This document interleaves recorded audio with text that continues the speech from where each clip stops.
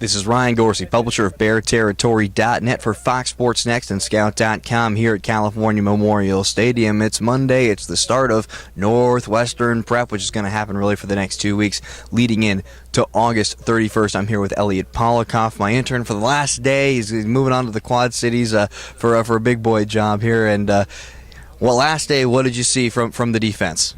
Well, when it's the scout team running against the first team defense, it's always going to make the defense look a little bit better than it maybe actually is in reality, and that was no different today. When the scout team offense went up against the defense, there were very minimal games pretty much the entire time, but when they did have games, that kind of sheds light on how the defense is performing as a whole. And one of the areas that we've been focusing on the entire fall camp is the secondary. It's been up and down. Today, players really personified that up and down aspect of it. You had, on the one hand, Isaac Lapite, somebody who, when you look at the starting lineup, you go through these big names like Jalen Jefferson, DeAndre Coleman, Stephon McClure, and then right at the end there is Isaac Lapite, and you're like, who is this guy? Usually he's like probably the guy on the 11 that most people wouldn't know about, but when it comes to playing in the nickel, he's usually in there when they're only playing two linebackers, and Coach Dykes is very impressed with him. He says he's very consistent, comes in, day out, and gets the job done. So he's somebody that's really had a good fall camp. Same thing with Michael Lowe.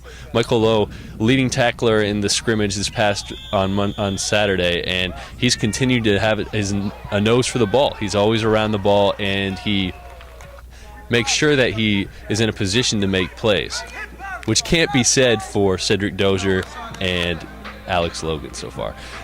They've had their moments, there's no doubt, but overall they've both struggled.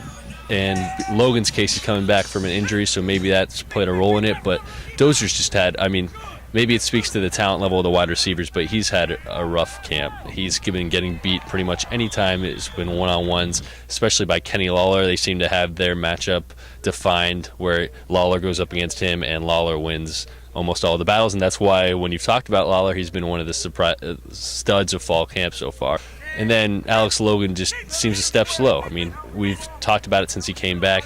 We've focused on him as being a big player, but he's never really been able to put together a performance where you're like, wow, he was making a bunch of tackles and really making his presence felt. So secondary up and down. Another area that has been up and down lately is the defensive line. You've had some of the players like Viliami Moala, who we talked about yesterday, who maybe haven't made their presence felt, but then other people who, all right, here I go again talking about players that I mentioned the entire time, but Puka and Kyle Cragen.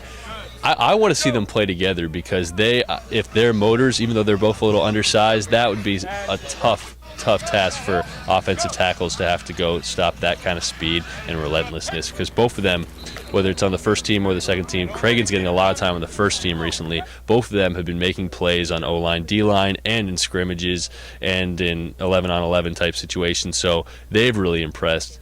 And then in the linebacking unit, it's been kind of a musical chairs of sort, players coming in, players coming out. So today, simulating for the Northwestern game, you had three linebackers, Michael Barton, Hardy Nickerson, and Jalen Jefferson, all on the field at the same time. And that's the first time we've really seen them all together. Usually there's only been two linebackers playing in a lot of the nickel set, and they really impressed. They seem to be the ones who were always making the tackles for minimal to no gain when the scout team offense was trying to move the ball. And Kyrie Fort got back a little more. We saw him now again more with the twos, and same with Nick Forbes. Not a lot, but they were there. Yeah, Nick Forbes, it looked to me like he was more ahead of Kyrie Fort in his recovery early on this week, but now, well, I guess it's Monday now, but in terms of since the scrimmage, I guess, but Fort has kind of overtaken Forbes in terms of being more ready, I think, to be back on the field, and you can see he's getting his legs back under him. All right, that's it for the 14th day on a Monday here at California Memorial Stadium as we move kind of in this transitional, this gradient from fall camp to actual game prep here for Elliot Polikoff. This is Ryan Gorsey, publisher of BearTerritory.net for Fox Sports Next and Scout.com. Thanks for playing along. We'll catch you on the flip side.